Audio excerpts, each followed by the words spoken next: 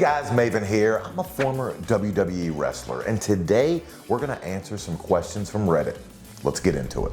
Question: why does WWE hate when stars get over on their own? I remember being in developmental territory, and I was in HWA, but we had OVW right down the road. This was during the time of Jim Cornette running OVW, and you know, anybody that knows the business knows Cornette is a true living legend. Dave Batista, who everyone knows went on to be a mega superstar, was in OVW at the time, and the gimmick that I'm assuming Cornette bestowed upon him was that of Leviathan, and they shot vignettes of Dave coming out of the lake, of the river and everything. He had contacts in, and he just looked like something you've never seen before. But the moment they put him up on WWE television, that gimmick was dead. It was gone,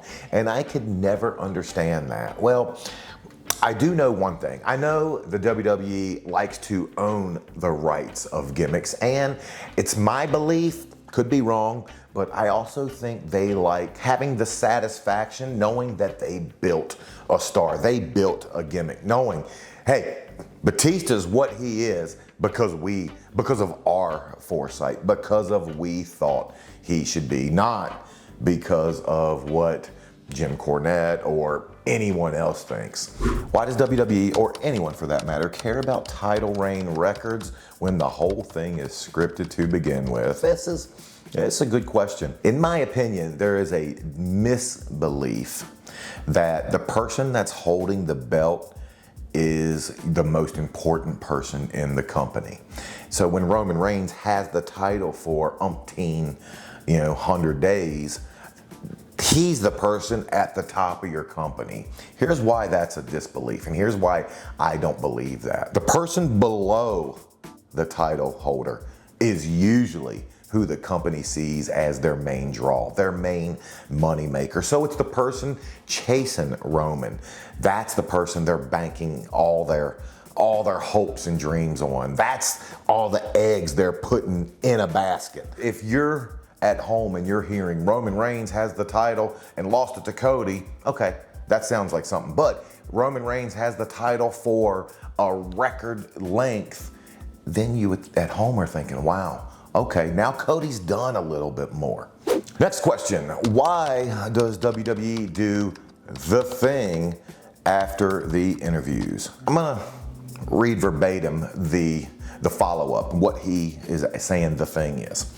You know, the thing where the superstar is like, I've said everything I need to, turns around, walks away, but then they pan the camera to the interviewer and stay there for a few seconds before cutting back to the ring. Anytime you can add a little bit of extra oomph on anything, anytime you can make something appear to be more important, and a camera panning back to an interviewer holding a mic, maybe looking shocked, dazed, maybe looking mad, almost them in a way telling you how you should feel, I think the pan back to the interviewer, I think that's also allowing you, the fans, that time to digest.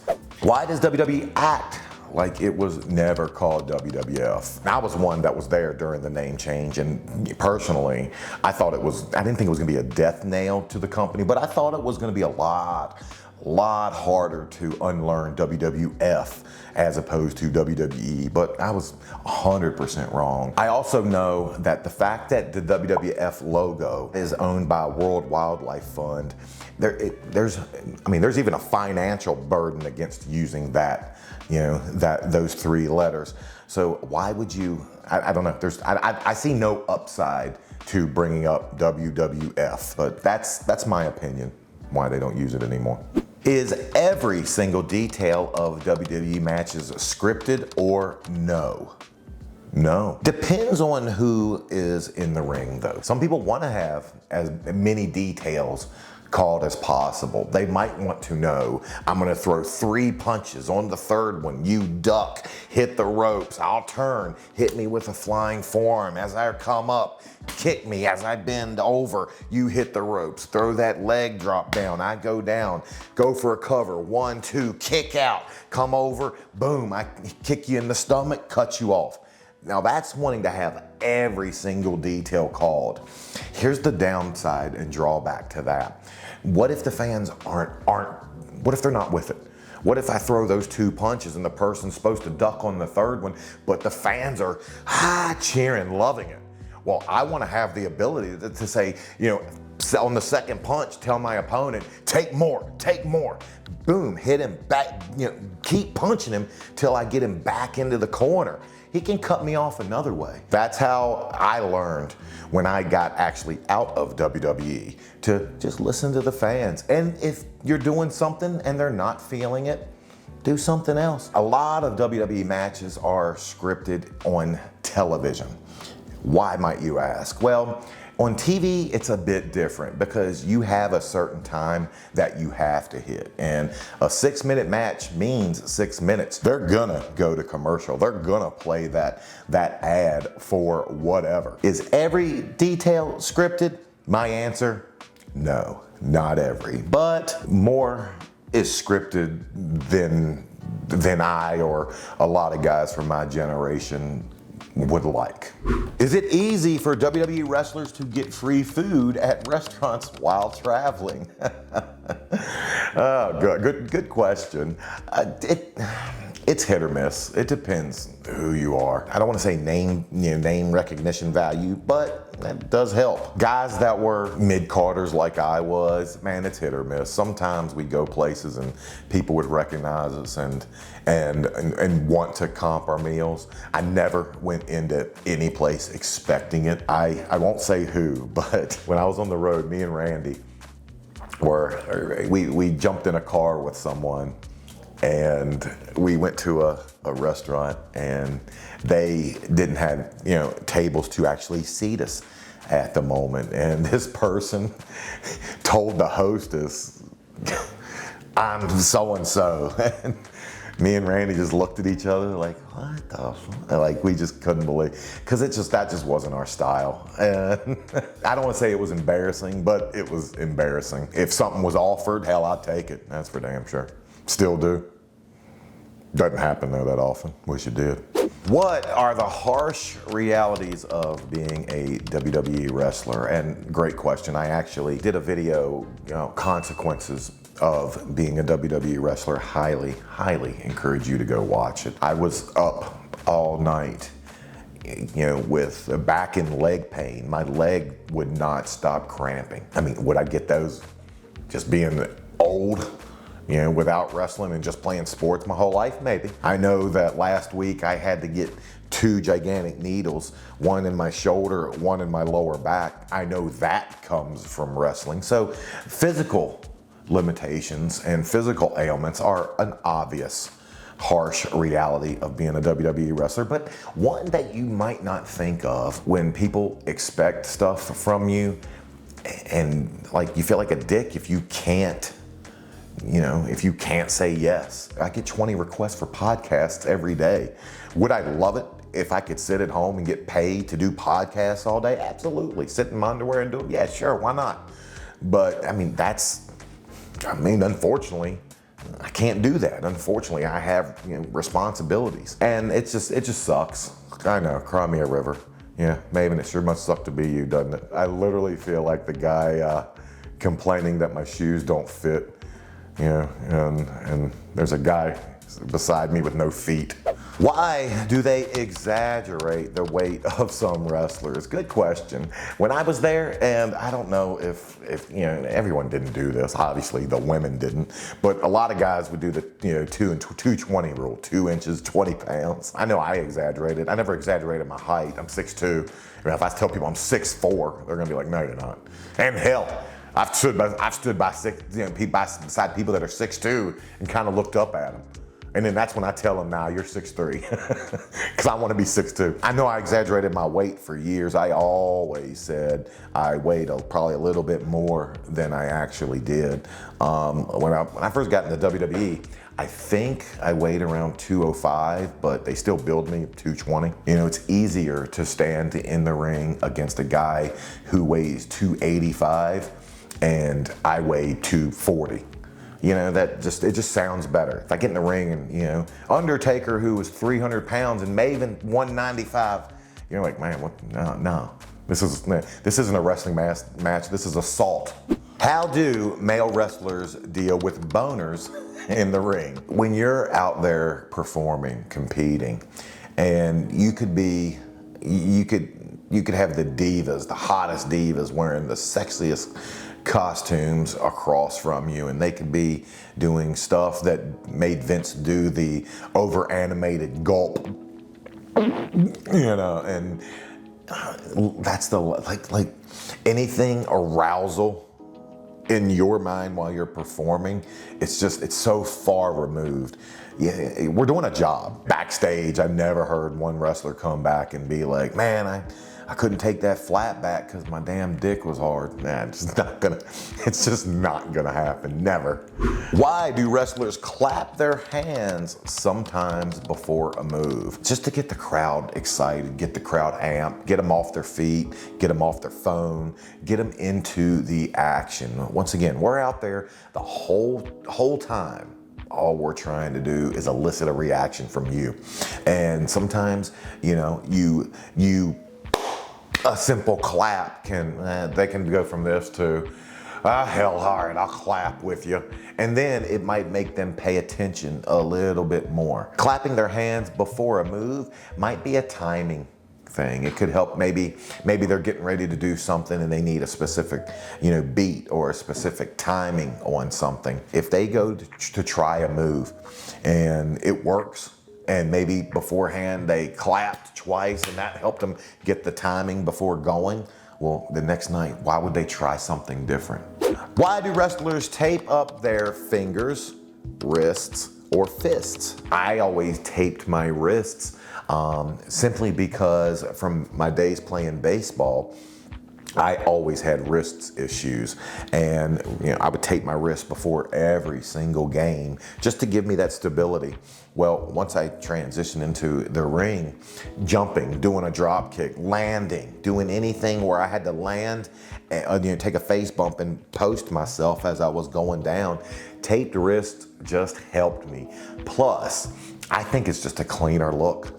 I look back at me in my early career, you know, I believe the match I had where I won the hardcore title against Undertaker, I don't think I had my wrist taped, and it just doesn't look right. To me, it just looks weird. Why they tape their fingers?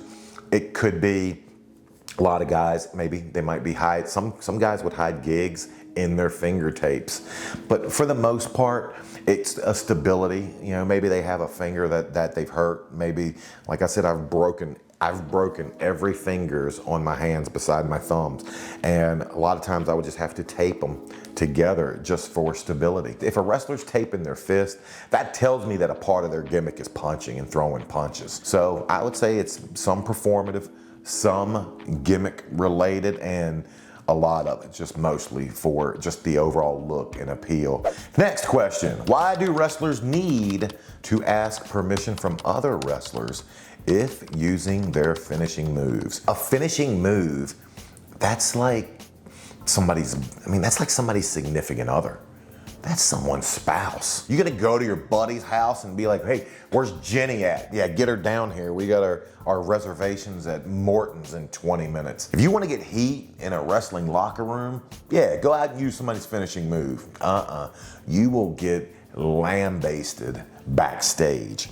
Even once someone retires, once someone leaves, it's still common courtesy, common practice to just ask, can I use this move? Hell, maybe I should have stole one though. Maybe I would have lasted longer. God, yeah, man. Maybe I should have just went out there and told her, I'm doing the rock bottom. Damn it, Rock's got a problem with it. He knows where to find me. Yeah, that wouldn't happen. Where do wrestlers get their gear from, and do they get to decide on their outfit? We actually had a gear guy on staff. He would make a lot of the guys' gears. Sometimes, people would need a rush job. I know when I fought The Undertaker for the hardcore title, at that point, I still did not have wrestling trunks. So they made me a pair of immediate trunks. And if you go back and watch during that match, I'm pulling them down the entire time. They're almost like a cheap pair of boxer shorts that ride up on you. The same guy that would make those trunks for me would go on to make my next pair of black trunks. Then they were a little bit better fitting, had a better graphic on them, had the sheen, and they were a better material. Did I have to pay for them? And I know that wasn't part of the question, but yes, I did. Every pair of trunks, these guys are there, but they're there working. A pair of trunks might cost me, I believe it was like $130, but well worth the money. And did I have a say in it? To an extent, I did. Obviously, if I wanted to, put on my trunks 2 big middle fingers sticking up at the crowd, the office would have said, nah, you're not getting away with that. But when I went to them and said, hey, I'd like them in this, and this color, they didn't have any problem with that. Yeah, just go for it. When I told them that I wanted my logo on the backside and then just a big gigantic M right over my crotch, they had no problem with that. Your top level guys, they get a little bit more say. But once you have apparel that they can turn into merchandise, and merchandise we all know means dollars, then the office is gonna step in a little bit more just because there's a financial element to it. And they know that, well, if we do this, if we take this character this way, we can make money off of it. Before you get to the WWE, you need to find people who will make gear for you. I was fortunate enough to become friends early in my career with Easy Money.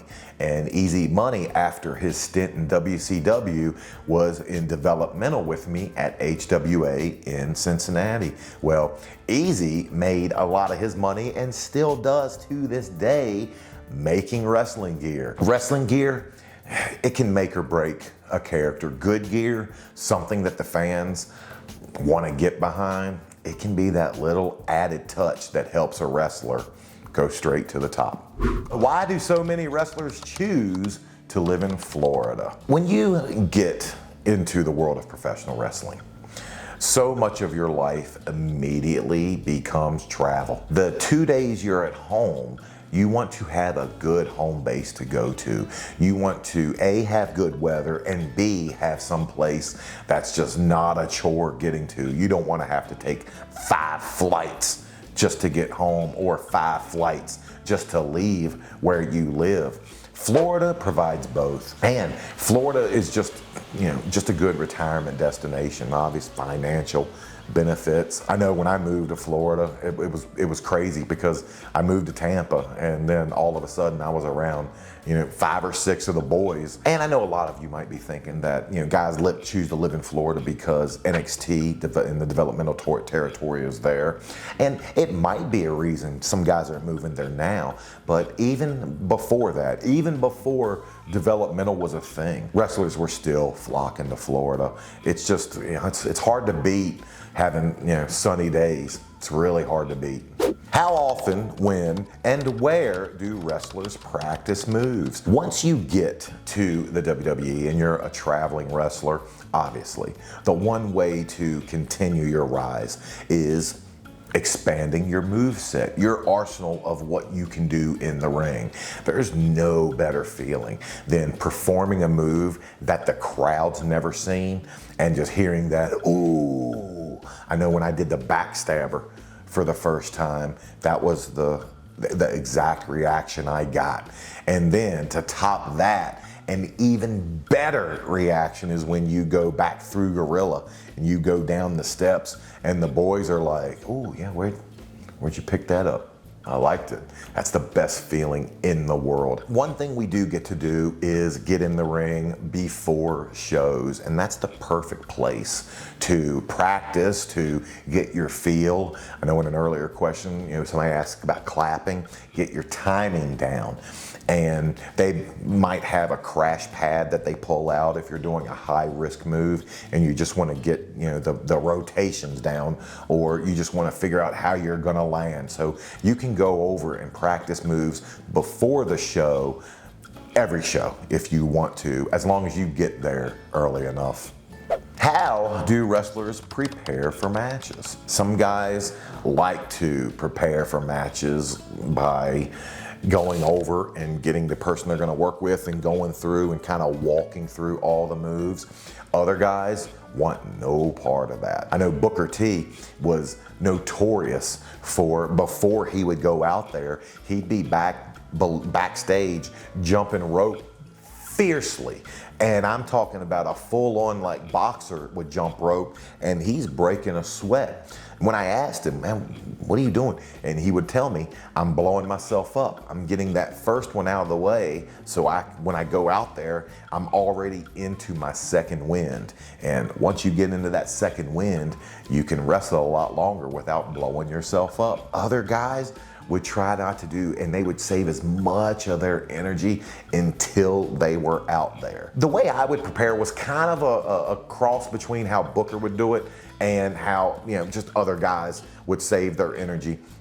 I like to get a good sweat going before I went up to Gorilla. Obviously stretch, loosen myself up as much as possible. And I wouldn't do the jumping of the rope, but I would do free squats, the Hindu squats. And I always found that if I did about 50 Hindu squats in a row, then that would elevate my heart rate, and that would get a good sweat going, and then I could immediately go up, and I would have, I would be almost right in the, right at the tail end of just getting that heart rate elevated to the place I wanted to be.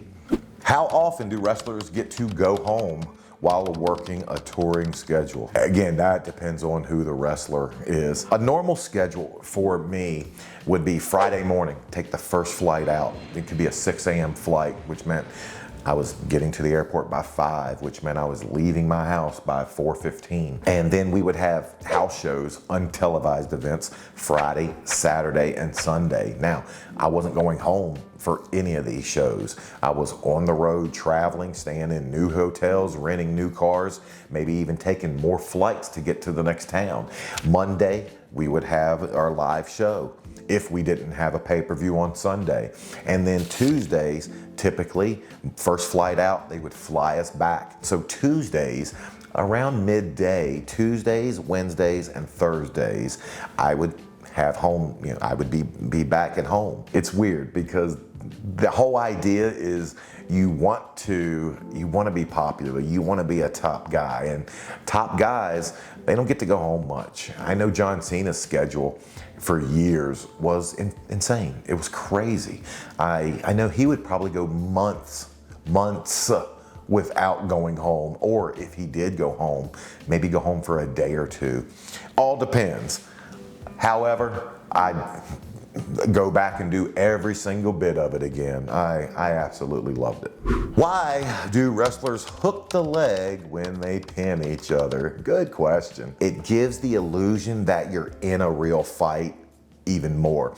The great wrestlers were phenomenal at just adding to the struggle. Orton was great at this. Orton would grab the leg and then almost lean his entire back on someone, looking like he's putting pressure down to keep someone's shoulders pinned to that mat 1, 2, 3. Because, like Al Snow says, the whole point of a wrestling match is to pin someone.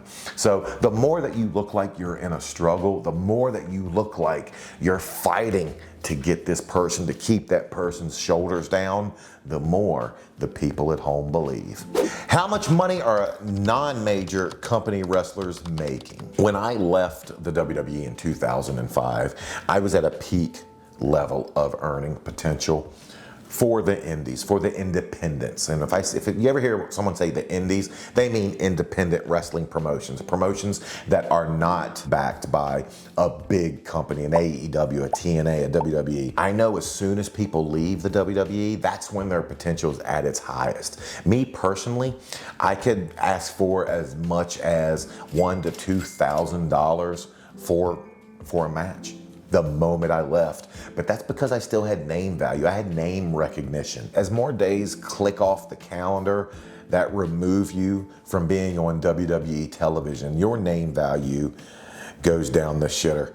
The less money you can make over time. Before the YouTube channel started, I mean, my name value, my name recognition might have been worth maybe around $300 to $500. It depends on the show, depends on also who is running the show and how good of a booker they are. How do wrestlers' naming work across organizations? Some wrestlers are able to use the same name everywhere, while others are not. It all depends on what the WWE owns as far as what they have trademarked. I know when I was wrestling under Maven, which happens to be my real God-given Christian birthright name. So they couldn't hold on to that name and keep me from using it. Hell, it's my real name. But what they could do is make sure that I had to add my last name, Maven Huffman, if I wanted to use it to make money for myself. If it's a small event, small show, they're not gonna care. You know, if somebody's throwing up flyers on the Tilt-A-Whirl at the local carnival with my name on it, that's not enough for the WWE legal to even get out of bed for. But I know when I got my job for the Home Shopping Network, they had to use my last name. They couldn't just put Maven, and it was a legal reason. They want to have full and complete ownership if something takes off, if someone becomes a superstar. John Cena is a superstar, but his real name is John Cena, so it's something that they can't necessarily trademark or keep John from using. The Rock, however, that's not Dwayne's real name. He is Dwayne Johnson. That's why once he developed and got his Hollywood career to the level that it is, he started going by Dwayne "The Rock" Johnson, because he wanted to have ownership of all that Dwayne Johnson did, not just what The Rock was out there doing. An example of someone who was able to use and carry over a name from company to company would be CM Punk. CM Punk had the name going into WWE. He owned the name. Therefore, he was able to carry the name and the trademark over to AEW. So it's almost like you gotta have an immense belief in yourself. You almost have to gamble on yourself in a way, and you just have to make a name that they can't touch. Do wrestlers go by their real names backstage, or do they adopt their gimmick names? This is probably one of the questions since we started the channel almost a year ago that we've gotten the most. I know Batista, for instance. I always knew him as Dave. I always called him Dave backstage, and you know, if I see him to this day, I'm not to this Dave. If I see him to this day, I'm not gonna yell, "Hey Batista." No, I'm gonna yell, "Hey Dave, yo, what's up, buddy?" Test was the same way. Test actually used to correct people when they would call him Test. He would always stop them and be like, "No, it's Andrew, it's Andrew." And it was one of the things that just endeared me to him. Other guys, man, I like Taker is in my phone as Taker. Some guys are their gimmick names. Some guys, that's their, that's just how they prefer to be addressed. It was the one reason that going into wrestling, I hated Maven growing up. I hated it. And it was because no one could get it right. I got called Maven, Melvin. A game in high school, I got called Megan by the PA announcer. Then once I got to the WWE and Maven actually became, a name that worked there, now I'm okay with it. When I was growing up, the name that I always wanted to wrestle under was Bishop. I don't know why, but I just always thought Bishop. That'd be a good wrestling name. But I ended up naming my dog Bishop. There was a case one time when we were on the road, and Randy, myself, and Jindrak found ourselves at a restaurant with Hunter and Rick. And on the way to the restaurant to kind of rib him a little bit, Jindrak came up with the idea, let's see who can call Hunter Paul the most at dinner. And I might have gotten 2 out, and the 2 I did were not comfortable. It just didn't roll off the tongue. Jindrak did it the entire dinner. And Jindrak found a reason to talk to him. Paul, hey Paul, you're right, Paul. Paul, what do you think of the? And inside, my gut was hurting. I wanted to explode with laughter because he did it straight faced, and he just never broke. And it was the funniest thing. And it probably annoyed Hunter to no ends. But it was just so weird to not hear of Hunter referred to as Hunter. Now, do real fights happen backstage at WWE shows? Well, to find out the answer, click the link on screen.